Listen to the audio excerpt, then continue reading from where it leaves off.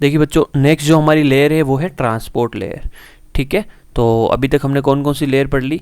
हमारी सबसे पहले फिजिकल लेयर, फिर डेटा लिंक लेयर, फिर नेटवर्क लेयर, और अब हम जो पढ़ रहे हैं ट्रांसपोर्ट लेयर। ट्रांसपोर्ट लेयर को हम क्या बोलते हैं? Heart of OSI. ये मैंने लिखवा दिया आपको। ट्रांसपोर्ट लेयर को हम हार्ट ऑफ ओएसआई भी बोलते हैं। ठीक है, तो ये क्वेश्चन भी आता है एग्जाम के अंदर कि हार्ट ऑफ ओएसआई किसे बोलते हैं? किसे बोलते हैं? हम ट्रांसपोर्ट लेयर को बोलते हैं। देखिए ट्रांसपोर्ट लेयर के फंक्शंस क्या है, हम उसको वन बाय वन डिस्कस करते हैं। तो सबसे पहला जो फंक्शन है आपका ट्रांसपोर्ट लेयर का, वो है आपका एंड टू एंड। क्या है? End to end. एग्जाम में डायरेक्ट क्वेश्चन आते हैं ना, इसी से end to end, process to process और port to port delivery of packet. ठीक है, port to port delivery of packet, delivery of packet. ये किसका काम है? आपके ट्रांसपोर्ट लेयर का। तो एग्जाम के अंदर यहाँ से कैसे क्वेश्चन आता है? क्वेश्चन डायरेक्ट यही पूछा जाता है, end to end delivery of packet. Packet को लास्ट से लास्ट तक पहुँचाने का काम किसका है? Transport layer. Process to process पहुँचाने का काम किसका है? Transport layer. Port to port पहुँचाने का काम किसका है? ट्रांसपोर्ट लेयर का। तो चलिए हम एग्जाम्पल से यहाँ पे समझने की कोशिश करते हैं। तो देखिए यहाँ पे अभी तक हमने क्या क्या देख लिया है उसको भी देख लेते हैं, और अब ट्रांसपोर्ट लेयर क्या करने वाली उसको भी देख लेते हैं। ठीक है, तो देखिए यहाँ पे जैसे ये आपके सिस्टम है, ये दो होस्ट है, ओके, और बीच में क्या है? ये आपके नोड। तो हमने क्या क्या डिस्कस कर लिया है यहाँ पे? नोड टू नोड या hop to hop delivery of packet, इसका काम है आपके डेटा लिंक लेयर। ठीक है, host to host, machine to machine या source to source delivery of packet, इसका काम है आपके नेटवर्क लेयर का। ओके, और पोर्ट टू पोर्ट या क्या बोल दूँ मैं? Process to process. ठीक है, प्रोसेस टू प्रोसेस या port to port delivery of किसका काम है? ये ट्रांसपोर्ट लेयर का। आई थिंक मेरे ख्याल से ये तीनों चीज़ आपको बिल्कुल क्लियर हो गई। पोर्ट का मतलब क्या होगा कि भाई आपके सिस्टम के अंदर कौन सी एप्लीकेशन चल रही है और जो रिक्वेस्ट गई है कौन सी एप्लीकेशन के लिए है, वो कौन देगा? उसको डिलीवरी करने का काम किसका? आपके ट्रांसपोर्ट लेयर का। देखिए सेम उसी तरीके से जैसे मान लीजिए ये यहाँ पे आप है, ठीक है, एग्जाम्पल पे समझता हूँ, और यहाँ पे आपके मान लीजिए गर्लफ्रेंड रहती है। ओके, और उसको आपको क्या भेजना है? लिफाफे के अंदर आपको जैसे फूल वूल भेजने या लेटर वेटर जो भी भेजना है, और आपने क्या किया? इनके पते के ऊपर आपने क्या किया? एड्रेस लिखा है। अब देखिए यहाँ पे एक चीज़ समझिए, हाँ देखिए यहाँ पे, अब देखिए आपने क्या किया? यहाँ पे ये इसका घर है, ठीक है, लड़की का, और आपने क्या किया? यहाँ से लिफाफा भेजा। ओके, और मान लीजिए ये लिफाफा जाके आपने भाई यहाँ पे क्या लिखा होगा? इसका एड्रेस ही लिखा होगा, और यहाँ पे लिफाफा जाके कहाँ मिल गया? इस घर के ऊपर इसके जो भी रिलेटिव्स है और उनको मिल गया। तो ऑब्वियसली बात है यहाँ तो प्रॉब्लम हो जाएगी। मान लीजिए उनके फादर को मिल गया, भैया को मिल गया, तो ऑब्वियसली बात है तो प्रॉब्लम हो जाएगी, क्योंकि जहाँ जिसको आपको लिफाफा देना था उसको तो नहीं मिला और किसी को मिल गया। तो इस चीज़ का ध्यान कौन रखता है? आपके ट्रांसपोर्ट लेयर। ट्रांसपोर्ट लेयर क्या करता है कि ये लिफाफा किसके लिए था? ठीक है, किसके लिए था? इस लड़की के लिए, जिसके लिए भी था, मान लीजिए इसका नाम है एक्स, तो वो क्या चेक करता है कि ये लिफाफा सही व्यक्ति के हाथ में डिलीवर हो रहा नहीं। आई बात समझे? ये इस घर के अंदर तो बहुत सारे मेंबर्स रह सकते हैं, उन सभी मेंबर्स के अंदर सही व्यक्ति के हाथ में ये डिलीवर हो रहा है या नहीं। ठीक है, प्रोसेस जिस प्रोसेस के लिए आया है उसी प्रोसेस को ये लिफाफा डिलीवर हो रहा है नहीं, ये कौन हैंडल करता है? आपके ट्रांसपोर्ट लेयर हैंडल करता है। ठीक है, समझ में आ गई सभी का अर्थ? बिल्कुल मेरे ख्याल से इस एग्जाम्पल से बिल्कुल क्लियर हो गया होगा आपको, है ना? तो चलिए, तो मेन इसका एग्जाम के अंदर एक तो डायरेक्ट क्वेश्चन आता है यहाँ पे end to end, process to process. Okay, अब देखिए यहाँ पे जो मूवमेंट ऑफ पैकेट किस तरीके से होता है ये हम थोड़ा सा समझने की कोशिश करते हैं। देखिए जैसे ये आपका होस्ट है, और यहाँ पे physical layer, data link layer, network layer, और आपकी होगी ट्रांसपोर्ट लेयर, और उससे ऊपर होगी आपकी एप्लीकेशन लेयर। ठीक है बच्चों, अब यहाँ पे देखिए सबसे पहले मैसेज कहाँ आएगा? एप्लीकेशन लेयर के अंदर जो यूज़र जनरेट करेगा वो मैसेज कहाँ पास होगा? आपके ट्रांसपोर्ट लेयर को।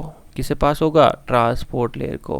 और ट्रांसपोर्ट लेयर क्या ऐड करेगा? एक तो सोर्स का पोर्ट नंबर, और एक किसका पोर्ट नंबर ऐड करेगा? डेस्टिनेशन का पोर्ट नंबर। ठीक है, सोर्स का पोर्ट नंबर और डेस्टिनेशन का पोर्ट नंबर। यहाँ देखिए ये मान लीजिए कि सोर्स का पोर्ट नंबर है जहाँ से मैसेज जाना चाहता है, उसका पोर्ट नंबर क्या? एक्स, तो यहाँ लिख लूँ मैं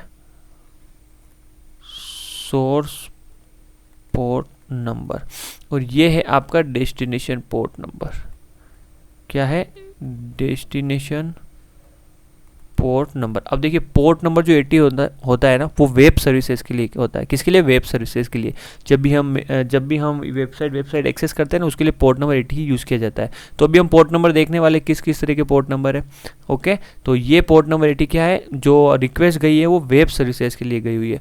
और एक्स किसका पोर्ट नंबर है? जिस भी मशीन से ये रिक्वेस्ट जा रही है उसके वहाँ पे एक पोर्ट ओपन हुआ, ठीक है, और उस पोर्ट का नंबर क्या मान के चल रहा हूँ मैं? एक्स पोर्ट मान के चल रहा हूँ, ठीक है। अब ये क्या होगा? पैकेट का मूव करेगा नेक्स्ट नेटवर्क लेयर के ऊपर। अब नेटवर्क लेयर इसके अंदर क्या क्या ऐड करेगा? देखिए मैसेज के साथ ये है, ये सोर्स पोर्ट नंबर और फिर डेस्टिनेशन पोर्ट नंबर, इसके साथ सोर्स आईपी ऐड करेगा और क्या ऐड करेगा? डेस्टिनेशन आईपी ऐड करेगा, ठीक है।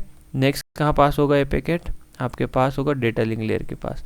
डेटा लिंक लेयर क्या करेगा? Message, source port, destination port, source IP और डेस्टिनेशन आईपी ऐड करेगा। और इसके साथ क्या ऐड करेगा? डेटा लिंक लेयर के अंदर क्या ऐड होगा? सोर्स का मैक एड्रेस और क्या होगा? डेस्टिनेशन का मैक एड्रेस। ये सारे ऐड होके कहाँ पास हो जाएगी? फिजिकल लेयर को। और फिजिकल लेयर फाइनली इसे क्या कर देगा? जो भी नेक्स्ट नोड है वहाँ पास हो जाएगा। मान लीजिए आपका पैकेट फाइनली आ गया कहाँ पे? जो मेन रिसीवर था वहाँ पे आ गया। ये क्या आ गया? रिसीवर, जहाँ पे पैकेट आपका आना चाहिए। तो यहाँ पे भी फिर से लेयर्स होगी आपकी सारी की सारी। तो इसको मैं थोड़ा इधर कर देता हूँ, ये यहाँ पे रख देता हूँ, ताकि ये होगी आपकी physical layer, data link layer, और ये होगी आपकी नेटवर्क लेयर, ट्रांसपोर्ट लेयर और एप्लीकेशन लेयर, ठीक है। तो ये पैकेट हो गया आपका फिजिकल लेयर के पास गया। फिजिकल लेयर किसे पास करेगा? डेटा लिंक लेयर को, ठीक है। और डेटा लिंक लेयर क्या करेगा? यहाँ जो इसकी काम की चीज़ें रख लेगा।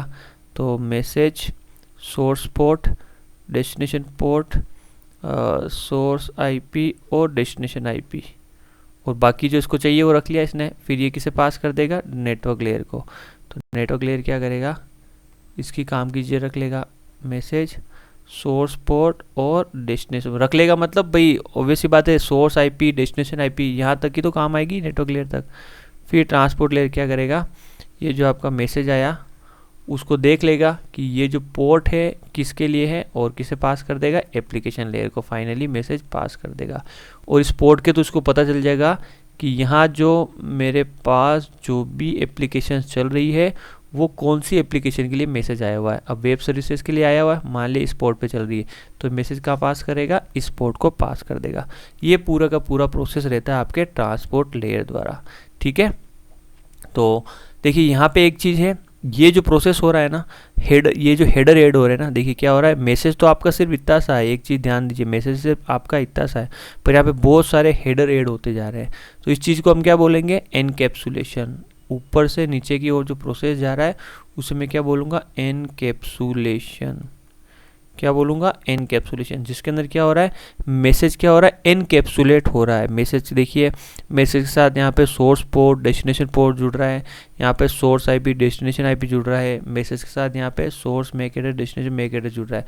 तो आप इसे मान सकते हो, जैसे ये आपका मैसेज है तो यहाँ पे मैसेज था, फिर इसके साथ आपका सोर्स आईपी, डेस्टिनेशन आईपी, ऐसे ऐसे एनकैप्सुलेट होता जा रहा है। फिर सबसे पहले source port address, destination port address, उसके बाद आपका सोर्स आईपी, डेस्टिनेशन आईपी, फिर आपका source MAC address, destination MAC address. ये क्या हो गया?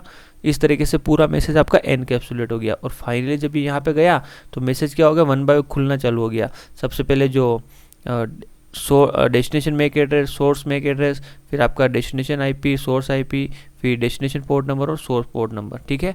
तो इस प्रोसेस को हम क्या बोलेंगे? ऊपर से जो नीचे से जो ऊपर की ओर जाएगा, इसे मैं क्या बोलूँगा? डीकैप्सुलेशन।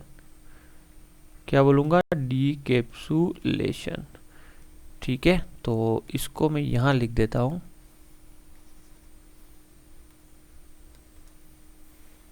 क्या बोलेंगे इसको? डीकैप्सुलेशन।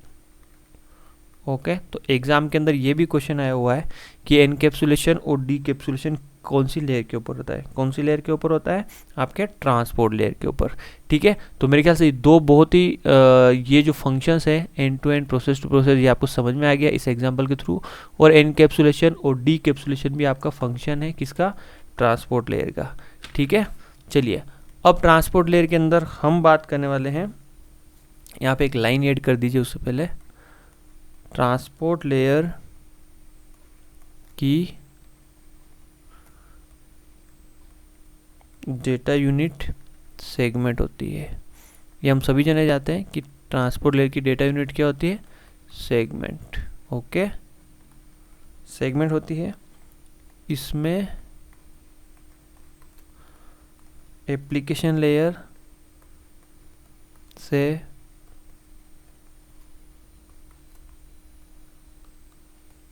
आने वाले मैसेज को सेगमेंट में डिवाइड किया जाता है, सेगमेंट में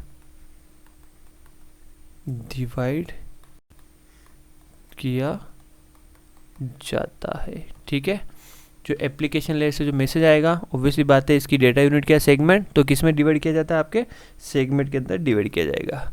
फिर यहाँ पे ट्रांसपोर्ट लेयर के अंदर जो इम्पोर्टेंट चीज़ है वहाँ हम क्या यूज़ करते हैं, पोर्ट नंबर। लिखिए ट्रांसपोर्ट लेयर में पोर्ट नंबर का यूज़ किया जाता है, पोर्ट नंबर का यूज़ किया जाता है। अब देखिए यहाँ पे एक चीज़ देखिए, यहाँ पे देखिए डेटा लिंक लेयर के अंदर हम जो डिवाइस है उसको पहचानने के लिए किसका यूज़ करते हैं, मैक एड्रेस का। नेटवर्क लेयर के अंदर जो होस्ट है उसको पहचानने के लिए हम किसका यूज़ करते हैं, आईपी एड्रेस का। इसमें मैक एड्रेस का, इसमें आईपी एड्रेस का, और इसके अंदर उस होस्ट के अंदर कौन सी एप्लीकेशन के ऊपर आपकी कौन सी एप्लीकेशन किसके ऊपर रन कर रही है, ठीक है, वो हम किससे आइडेंटिफाई करते हैं, इसके पोर्ट एड्रेस से। इसे हम पोर्ट एड्रेस भी बोल सकते हैं या पोर्ट नंबर भी बोल सकते हैं। ठीक है, तो हम ऐसे भी बोल सकते हैं कि हमारे पास एड्रेस 3 तरह के होते हैं। कौन कौन से हो गए, देखिए अगर मैं से बात करूं तो एड्रेस देखिए जनरली हमारे पास कितने तरह के हो गए, 3 तरह के हो गए। कौन कौन से, सबसे पहले हमारा हो गया मैक एड्रेस जो कहाँ रन करता है, डाटा लिंक लेयर। फिर हो गया हमारे पास आईपी एड्रेस जो कहाँ रन करता है, नेटवर्क लेयर। और हो गया हमारे पास पोर्ट एड्रेस जो कहाँ रन करता है, हमारे पास ट्रांसपोर्ट लेयर के ऊपर। ठीक है, तो तीनों एड्रेस मेरे ख्याल से आपको अच्छे से समझ में आ गए। ये तीनों के तीनों एड्रेस और तीनों का बिल्कुल इम्पोर्टेंट रोल है। ठीक है, अब देखिए जो आपका पोर्ट नंबर होता है ना, वो होता है आपके 16 बिट का। कितने बिट का होता है, 16 बिट का। और 16 बिट से हमारे पास कितने कम्बिनेशन बनते हैं, 65,536। तो इसकी रेंज होती है 0 से लेके 65,535। तो देखिए यहाँ पे टोटल पोर्ट नंबर कितने अवेलेबल, 65,536 पोर्ट नंबर अवेलेबल होते हैं। अब इन पोर्ट नंबर को भी फर्दर कैटेगरी के अंदर डिवाइड किया गया है। तो जैसे हम ऐसे बोल सकते हैं कि ये पोर्ट नंबर को आपको 3 कैटेगरी में डिवाइड किया गया है। देखिए पोर्ट नंबर कितने बिट के होते हैं, आपके 16 बिट के। ठीक है,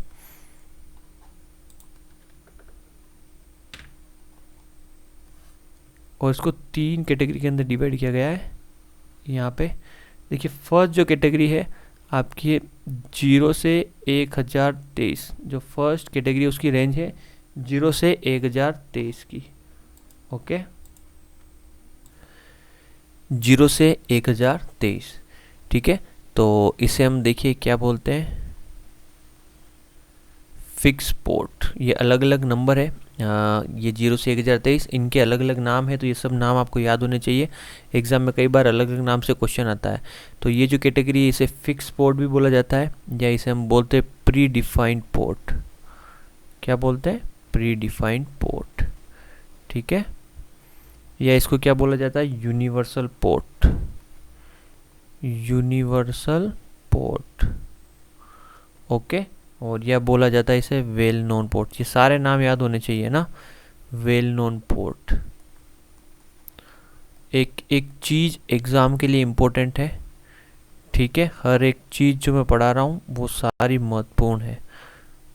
ओके, वेल नोन पोर्ट। तो एग्जाम के अंदर क्वेश्चन कैसा आता है, इसके बीच में से आपके एक पास एक रेंज आ जाएगी, एक पोर्ट नंबर आ जाएगा जैसे 40, और पूछा जाएगा ये कौन सा पोर्ट है। इसके अलावा देखिए ये जो रेंज है अगली वाली 1024 से लेके 49,151, और नेक्स्ट रेंज है आपकी 49,152 से लेके 65,535। तो ये मिडिल वाली रेंज है, उसे क्या बोला जाता है, या तो रजिस्टर्ड पोर्ट, क्या बोला जाता है, रजिस्टर्ड पोर्ट, ठीक है। और क्या बोला जाता है, रिजर्व पोर्ट, या तो रजिस्टर्ड पोर्ट या रिजर्व पोर्ट। ओके, और जो लास्ट वाली कैटेगरी है उसे हम क्या बोलते हैं, डायनामिक पोर्ट, डायनामिक पोर्ट या बोलते हैं एक्सपेरिमेंटल पोर्ट, ठीक है, एक्सपेरिमेंटल पोर्ट, या इसे बोलते हैं reserve general public use port, ठीक है, क्या बोलेंगे, जनरल पब्लिक यूज। तो एग्ज़ाम के अंदर क्वेश्चन कैसा आता है, जैसे मैं भी आपको बता रहा था, आपको इनमें से कोई एक पोर्ट नंबर दे दिया जाएगा, जैसे मान लीजिए 50,000 दे दिया, और आपसे पूछा गया कि ये कौन सी कैटेगरी है, और नीचे इनमें से आपके पास 3 में से एक ऑप्शन होगा, तो ये कौन सी कैटेगरी से बिलोंग करता है, 50,000 वाला पोर्ट उन इस वाली कैटेगरी से, तो क्या बोल सकते हैं हम, जनरल पब्लिक यूज़ के लिए एक्सपेरिमेंट पोर्ट या डायनामिक पोर्ट, ठीक है। चलिए, तो ये पोर्ट नंबर, इनकी रेंज और इनके क्या नाम है याद होने चाहिए, जितने भी तरह के नाम थे वो मैं आपके लिए लेके आया हूँ, और AJDJ याद होने चाहिए, ठीक है। फिर देखिए सॉकेट, सॉकेट आपको ध्यान रखना है, अगर IP plus port number, IP के साथ अगर पोर्ट नंबर होता है उसको हम क्या बोलते हैं, सॉकेट बोलते हैं। जैसे मान लीजिए कोई वेबसाइट जिसको सर्च करना है, आपने कोई डोमेन लिखा कुछ भी, तो उसका नंबर है 10.20.30.40 और उसका जो वेब सर्विस पोर्ट नंबर है 80, तो इस पूरे कॉम्बिनेशन को हम क्या बोलेंगे, सॉकेट बोलेंगे, ठीक है। यहाँ से क्वेश्चन कैसे आता है, डायरेक्ट पूछा जाता है कि सॉकेट किसका कॉम्बिनेशन होता है, IP और पोर्ट नंबर का। तो ये हमने क्या पढ़ लिया अभी, हमारा फर्स्ट वाला क्या है, इसका फंक्शन, किसका, ट्रांसपोर्ट लेयर का। इसके अंदर हमने काफ़ी चीज़ें देख ली इन डेप्थ के अंदर। फिर देखिए बच्चों, सेकेंड इसका फंक्शन है वो है फ्लो कंट्रोल, ठीक है। तो फ्लो कंट्रोल जितनी भी टेक्निक्स है वो मैं आपको बता चुका हूँ डेटा लिंक लेयर के अंदर, है ना, वो की वही टेक्निक इसके अंदर है। इसके अंदर जो जनरली यूज़ की जाती है वो SR टेक्निक का यूज़ किया जाता है। मैं नहीं बोल रहा हूँ कि बाकी का यूज़ नहीं किया जाता है, मोस्टली जो यूज़ किया जाता है वो SR टेक्निक का यूज़ किया जाता है, ठीक है। फिर देखिए यहाँ पे error control, error control techniques भी हमने देख ली, एरर क्या होता है, एरर कंट्रोल कौन कौन सी होती है। SR के अंदर फ्लो कंट्रोल के अंदर हमने कौन कौन सी देखी, स्टॉप एंड वेक, GBN और SR। एरर कंट्रोल के अंदर हमने कौन कौन सी देखी, बताइए आप मेरे को, parity beat, 2D parity beat, इसके अलावा चेकसम, CRC, ये सारी चीज़ें हम देख चुके हैं। तो इसके अंदर जो मोस्ट जनरली यूज़ की जाती है वो है आपकी चेकसम, कौन सी, चेकसम। फिर नेक्स्ट देखिए यहाँ पे फोर्थ, एनक्रिप्शन और डिक्रिप्शन, सॉरी एनक्रिप्शन डिक्रिप्शन नहीं, यहाँ पे आएगा आपके एनकैप्सुलेशन और डिकैप्सुलेशन। देखिए नाम का आपको ध्यान रखना है, कई बार हम कंफ्यूज हो जाते हैं। एनकैप्सुलेशन एंड डिकैप्सुलेशन, ठीक है, एनकैप्सुलेशन एंड डिकैप्सुलेशन, और किस तरीके से होता है यहाँ पे मैंने आपको बता दिया था, ठीक है। नेक्स्ट देखिए इसका फंक्शन क्या है, फिफ्थ की अगर मैं बात करूं तो यहाँ पे कंजेशन कंट्रोल करना, कंजेशन को कंट्रोल करना, ठीक है। देखिए यहाँ पे थोड़ा सा मैं एक एग्जांपल से आपको समझाने की कोशिश करूँगा, क्या मतलब इसका क्या नहीं। देखिए कंजेशन कंट्रोल का मतलब क्या हो गया, कई बार नेटवर्क के अंदर बहुत सारे ट्रैफिक आ जाते हैं, बहुत सारे सेगमेंट आ जाते हैं, जिसके कारण क्या होता है, नेटवर्क के अंदर ट्रैफिक हो जाता है। क्या होता है, नेटवर्क के अंदर ट्रैफिक हो जाता है। तो उस चीज़ को कंट्रोल करने के लिए, उस चीज़ को हैंडल करने के लिए TCP कंजेशन कंट्रोल मेथड का यूज़ किया जाता है। ओके, किसका यूज़ किया जाता है, TCP कंजेशन कंट्रोल मेथड का यूज़ किया जाता है। तो देखिए मैं आपको क्या कह रहा हूँ, जैसे मान लीजिए ये आपका एक नेटवर्क है, ये नेटवर्क है, ये आपस के अंदर कनेक्टेड है इस तरीके से, और यहाँ पे और भी बहुत सारे कनेक्टर्स हैं, राउटर्स है जहाँ से कनेक्टेड है ये, ठीक है। ओके, और यहाँ से इस तरीके से कनेक्ट है। तो कई बार क्या हो जाता है, नेटवर्क के अंदर बहुत सारे पैकेट्स आ जाते हैं, जिसके अंदर क्या होता है, नेटवर्क के अंदर बहुत सारा कंजेशन आ जाता है, किसी भी कारण से आ सकता है। हो सकता है कि भाई सेंडर की स्पीड पैकेट भेजने की बहुत ज़्यादा हो, वो रिसीवर की कम हो, या कई बार हो सकता है कि भाई पैकेट रिसीवर के पास नहीं पहुंच पाता है, उसके कारण रीट्रांसमिशन ज़्यादा होते हैं। तो कंजेशन नेटवर्क में किसी भी कारण हो सकता है, या हो सकते हैं कुछ पैकेट्स नेटवर्क के अंदर फंस गए हो, तो लूप के कारण भी पैकेट्स बहुत सारा कंजेशन क्रिएट कर देते हैं नेटवर्क के अंदर।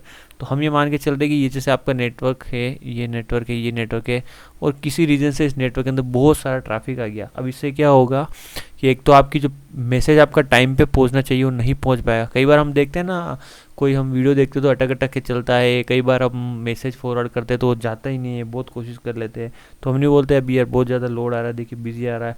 कई बार देखना बहुत ज़्यादा भीड़ इकट्ठी होती है एक जगह, वहाँ पे अगर आप मैसेज भेजोगे तो वहाँ देखोगे नेटवर्क की बिल्कुल जो स्पीड है कम हो जाती है। तो किस कारण से हो जाता है, क्योंकि वो सभी जने एक ही नेटवर्क का यूज़ कर रहे हैं ना, तो उस कारण क्या हो जाता है, सभी जने एक साथ पैकेट भेज रहे हैं, मैसेज भेज रहे हैं, तो वो नेटवर्क किससे हो जाता है, कंजेशन से फुल हो जाता है। इसके कारण क्या होता है कि आपके जो पैकेट्स है वो क्या हो जाते हैं, बार बार ड्रॉप होने लग जाते हैं। क्या होना है, ड्रॉप होने लग जाते हैं। ये आपका नेटवर्क क्या करेगा, उन पैकेट्स को क्या करेगा, बार बार डिस्कार्ड करने लग जाता है। तो यहाँ पे कुछ आपके कंजेशन कंट्रोल करने की स्ट्रेटजीज है, वो हम देखते हैं। तो इसके अंदर हम किसका यूज़ करते हैं, उन सारे, देखिए इन सारे कंजेशन को हैंडल करने के लिए, ठीक है। कंजेशन मतलब समझ गए, बहुत ज़्यादा भीड़, ट्रैफिक हाई रहना। भाई गाड़ियाँ अगर आपके रोड के ऊपर बहुत ज़्यादा है तो वैसी बात है आप फास्ट नहीं चल पाओगे, धीरे धीरे रेंग के ही चलना पड़ेगा, वही चीज़ है। तो इन सारी चीज़ों को हम कैसे हैंडल करेंगे, तो इसके लिए यूज़ करते हैं टीसीपी कंजेशन कंट्रोल मेथड। किसका यूज़ करते हैं, टीसीपी कंजेशन कंट्रोल मेथड का। ओके, तो आपको बस ध्यान रखना है जो मैं आपको बता रहा हूँ, थोड़ा थोड़ा सा आपके एग्ज़ाम पॉइंट ऑफ व्यू से, बहुत ज़्यादा मैं डिटेल में नहीं बता रहा हूँ, क्योंकि आपके एग्ज़ाम पॉइंट ऑफ व्यू से जो भी महत्वपूर्ण मुझे लग रहा है वही मैं आपको बता रहा हूँ, ठीक है। तो यहाँ पे टीसीपी कंजेशन कंट्रोल मेथड का यूज़ किया जाता है। तो यहाँ पे कुछ टेक्निक्स रहती है जिसके अंदर सबसे पहले आपका फेज़ होता है स्लो स्टार्ट फेज़। कौन सा होता है, स्लो स्टार्ट फेज़, ठीक है। सेकेंड आपका इसके अंदर रहता है कंजेशन अवॉइडेंस फेस। क्या रहता है, कंजेशन अवॉइडेंस फेस। और थर्ड इसके अंदर आपका रहता है कंजेशन डिटेक्शन। बेसिकली ये ऊपर के दोनों का ही कॉम्बिनेशन होता है, कंजेशन डिटेक्शन फेस, ठीक है। तो यहाँ देखिए स्लो स्टार्ट फेस का मतलब क्या है, देखिए मैं अपन अगर सिंपल नॉर्मल लैंग्वेज में समझे तो यार आप मेरे को बताओ कि ये आपका रास्ता है और यहाँ बहुत ज़्यादा गाड़ियाँ जा रही है, ठीक है। तो आप इसको हैंडल करने का क्या तरीका है, सबसे पहले जब भी आपके बिल्कुल आप क्या करोगे, सबसे पहले आप अगर ये नेटवर्क है और ये रोड है तो उसके ऊपर आप क्या करोगे, एक ही गाड़ी करोगे। भाई मैं सबसे पहले क्या करूँगा, एक गाड़ी को ही भेजूँगा। कितनी गाड़ी, एक गाड़ी को। अगर ये आसानी से जा पा रही तो उसके बाद क्या भेजूँगा, इस पूरी रोड के ऊपर मैं 2 गाड़ी अलाउ करूँगा। सबसे पहले एक गाड़ी अलाउ करूँगा, उसके बाद 2 करूँगा। ये भी आसानी से जा पा रही तो इसको मैं 4 गाड़ी अलाउ करूँगा, 4 गाड़ियाँ इस रोड से होकर जा सकती है। अगर ये आसानी से जा सकती है तो मैं क्या करूँगा, उसके बाद 8 गाड़ियाँ अलाउ करूँगा, ठीक है, क्या आसानी से जा पा रही। पर यहाँ पे भी एक लिमिट है जिसे हम क्या बोलते हैं, थ्रेशोल्ड लिमिट। थ्रेशोल्ड मतलब ऐसी एक लिमिट जिसको हम क्रॉस नहीं करना चाहेंगे। अगर वो क्रॉस हो गई तो वैसी बात है कि इस नेटवर्क के अंदर इस रोड के ऊपर वापस हमारा ट्रैफिक ज़्यादा बढ़ सकता है, और वैसी बात है इस रोड की भी तो कैपेसिटी ना, तो उसको मैं क्या बोलता हूँ, थ्रेशोल्ड लिमिट। क्या बोलता हूँ, थ्रेशोल्ड लिमिट। तो देखिए एक क्वेश्चन कैसे आता है, सबसे पहले तो आप टीसीपी कंजेशन कंट्रोल मेथड को ध्यान रखना है। स्लो स्टार्ट फेज होता है, कंजेशन अवॉइडेंस होता है और कंजेशन डिटेक्शन होता है। स्लो स्टार्ट फेज के अंदर हम यूज़ करते हैं एक्सपोनेंशियल ग्रोथ, है ना। सॉरी, देखिए यहाँ पे स्लो स्टार्ट फेज के अंदर हम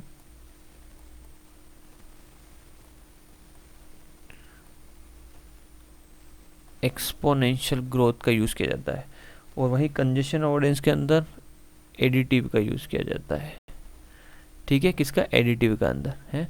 तो देखिए यहाँ पे क्या कहना चाह रहा हूँ मैं, हम सबसे पहले क्या करेंगे, देखिए नाम इसका स्लो स्टार्ट है पर स्टार्ट स्लो नहीं होता है। जैसे ये आपका नेटवर्क है, इसके अंदर मुझे ये पैकेट्स भेजने, ठीक है, पैकेट्स भेजने या सेगमेंट भेजने। तो सबसे पहले क्या करूँगा, इसके अंदर क्या करूँगा, एक सेगमेंट भेजूँगा, उसके बाद 2 भेजूंगा, फिर 4 भेजूंगा, 8 भेजूंगा, मतलब जो प्रीवियस है उसका क्या हो जाएगा, आपके डबल हो जाएगा। ये होता है किसके अंदर, आपके स्लो स्टार्ट फेज के अंदर। एग्जाम के अंदर क्वेश्चन आता है कि स्लो स्टार्ट फेज के अंदर हम स्टार्ट कैसे करते हैं, स्लोली करते हैं, एडिटिवली करते हैं या एक्सपोनेंशियली करते हैं। पर ध्यान रखना, नाम इसका स्लो स्टार्ट है, पर स्टार्ट कैसे करते हैं हम, एक्सपोनेंशियल ग्रो करते हैं। एक्सपोनेंशियल का मतलब हर समय पिछला का क्या हो जाएगा, डबल हो जाएगा।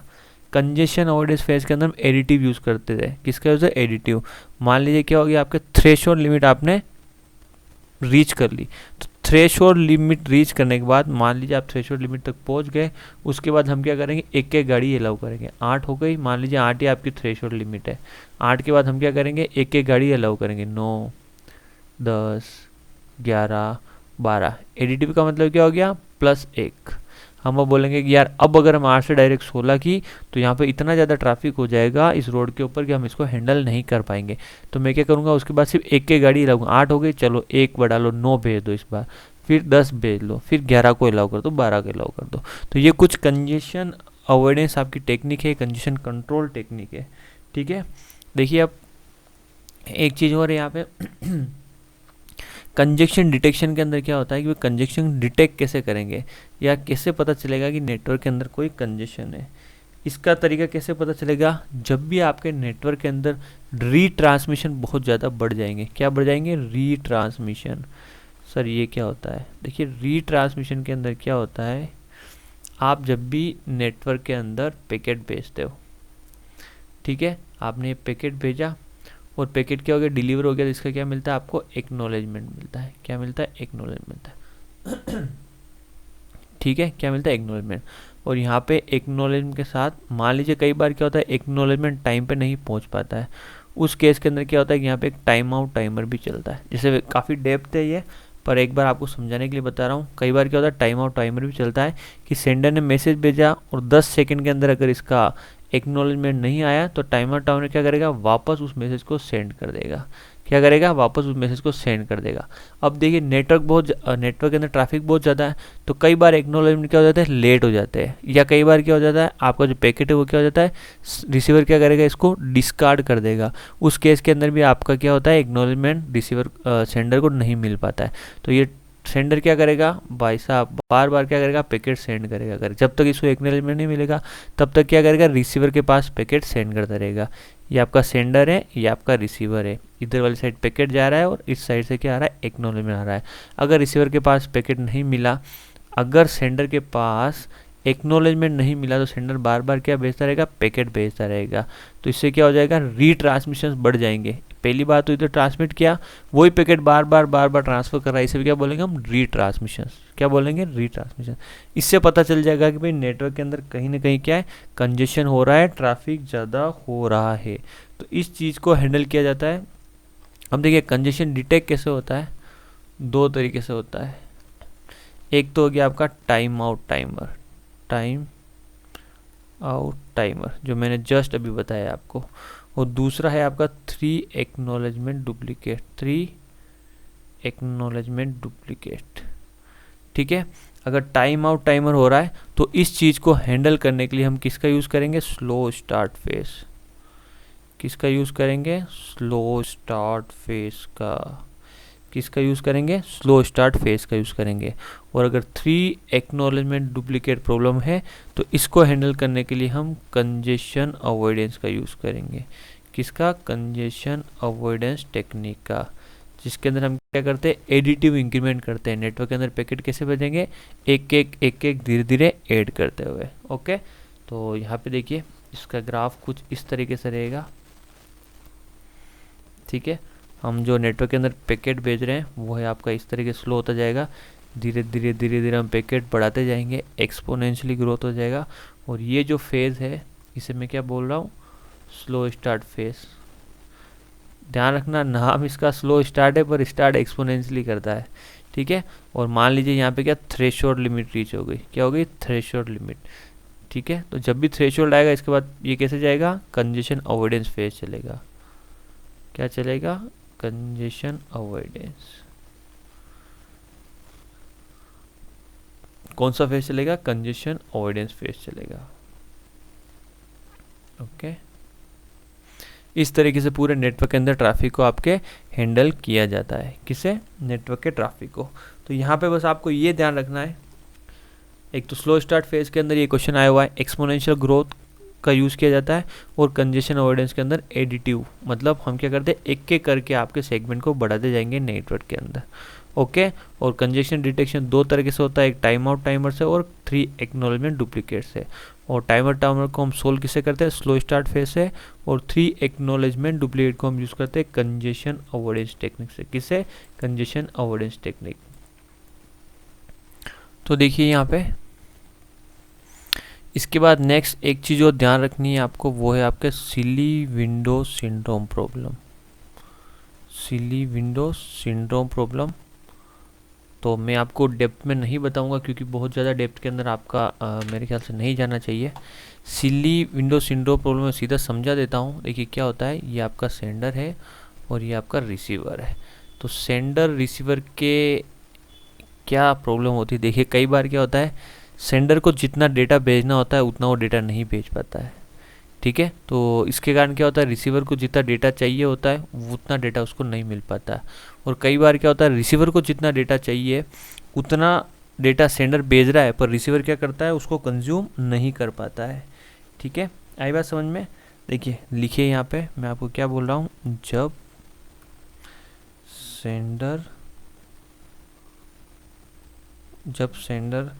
स्लोली डेटा जनरेट करता है, स्लोली डेटा जनरेट करता है, या रिसीवर स्लोली डेटा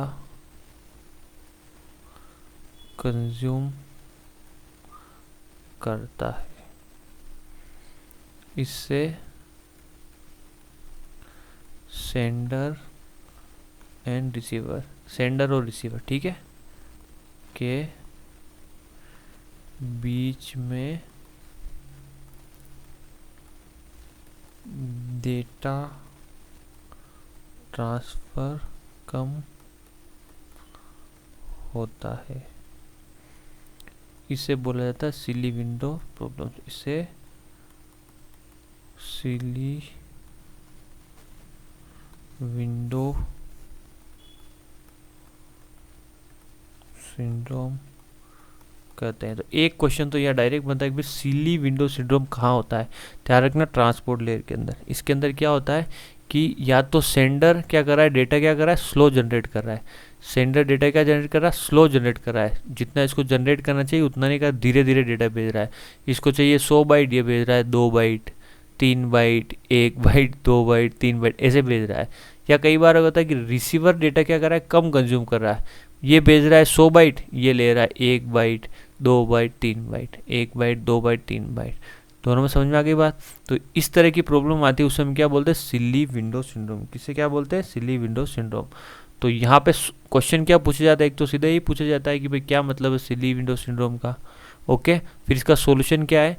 जब सेंडर, देखिए सेंडर स्लोली डेटा जनरेट करता है, तो इसका सॉल्यूशन दिया है, किसने दिया है?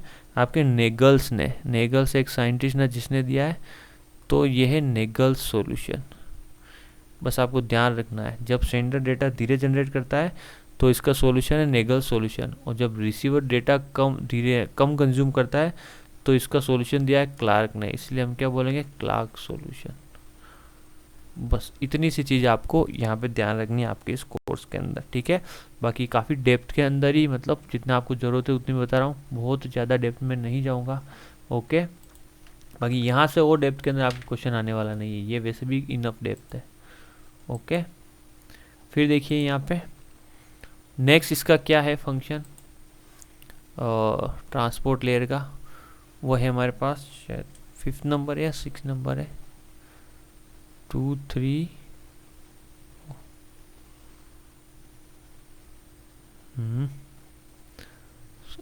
देखिए यहाँ पे 5th हो गया और 6 नंबर है ना। 6 नंबर क्या है यहाँ पे, मल्टीप्लेक्सिंग एंड डीमल्टीप्लेक्सिंग। ये क्वेश्चन शायद रीट में आया, मल्टीप्लेक्सिंग एंड डीमल्टीप्लेक्सिंग शायद रीट एग्ज़ाम के अंदर आया था। आजकल तो रीट एग्ज़ाम के अंदर भी जोरदार ही क्वेश्चन आ रहे हैं। मल्टीप्लेक्सिंग एंड डीमल्टीप्लेक्सिंग, देखिए इसका मतलब क्या है, कंसेप्ट समझ लीजिए, फिर बाद में कोई प्रॉब्लम नहीं आएगा। इसका मतलब ये है, देखिए ये आपका पीसी है और यहाँ पे देखिए बहुत सारे प्रोसेस चल रहे हैं।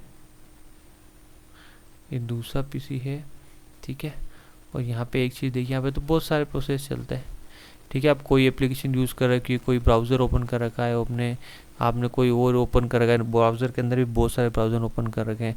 यहाँ पे एक अलग पोर्ट नंबर है, अलग पोर्ट नंबर है, अलग पोर्ट नंबर है।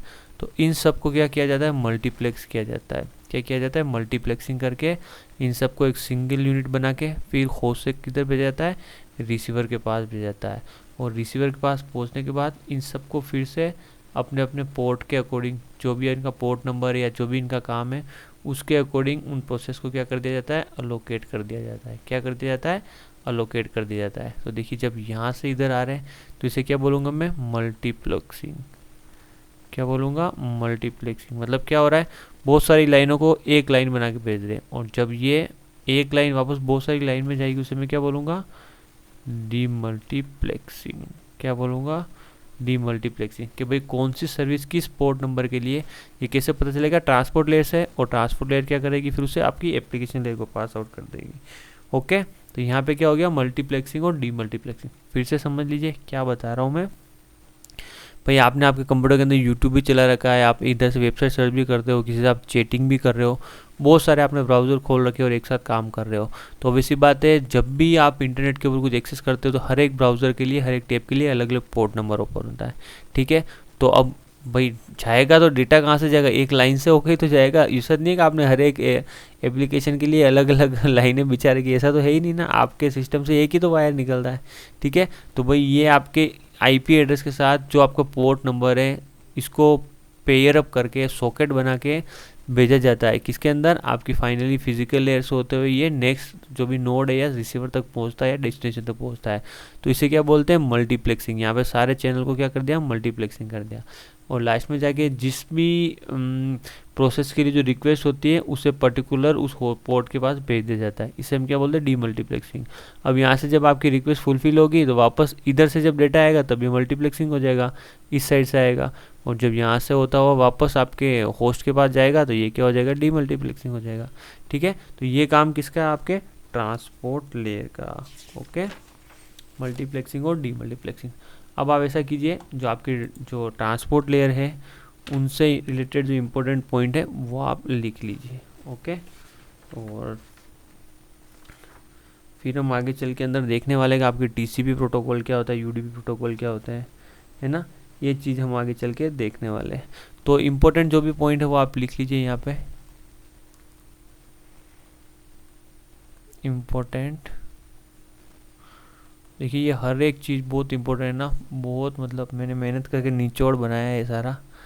ओके, लिख लीजिए आप एक बार, टीसीपी 3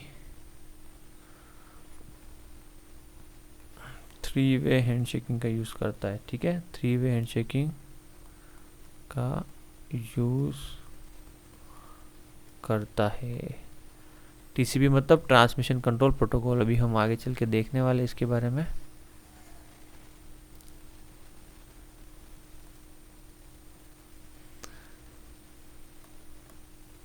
टीसीपी 3 वे हैंडशेकिंग का यूज़ करता है, ठीक है। जिसके अंदर क्या करता है, सबसे पहले आपका ये कनेक्शन एस्टेब्लिश करता है,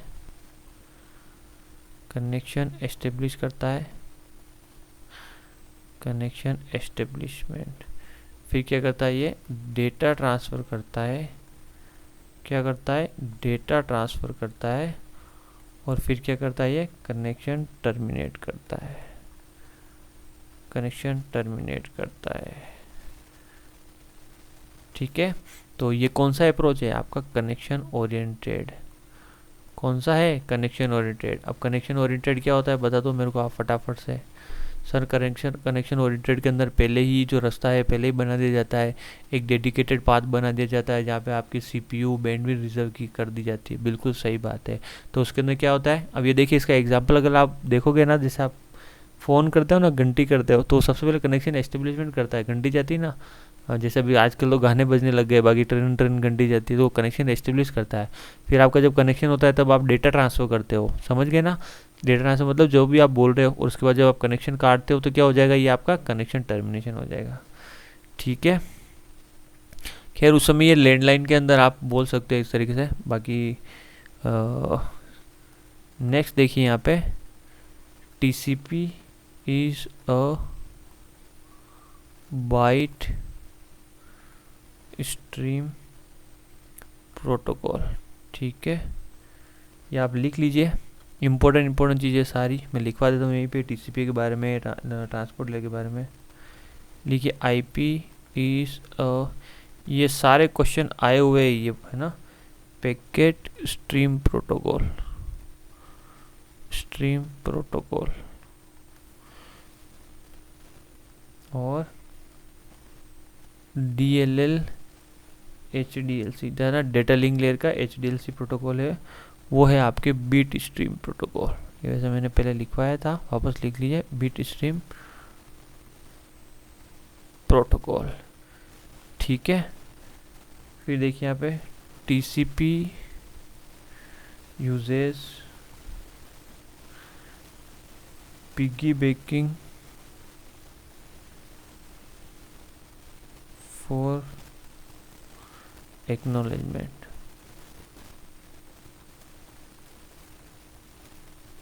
TCP किसका यूज़ करता है, पिग्गीबैकिंग का यूज़ करता है ना। अब देखिए पिग्गीबैकिंग में आपको थोड़ा सा समझा देता हूँ, यहाँ से भी क्वेश्चन आपके आता है।